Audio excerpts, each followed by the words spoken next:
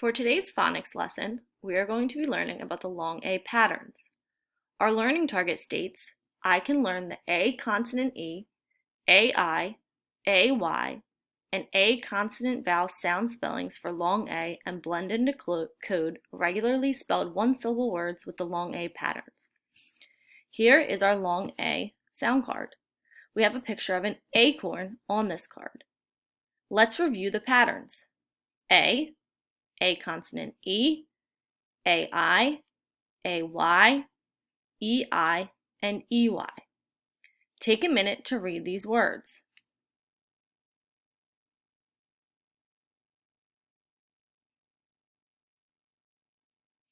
Now let's read them together.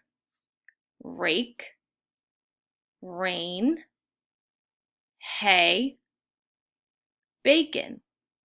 Great work.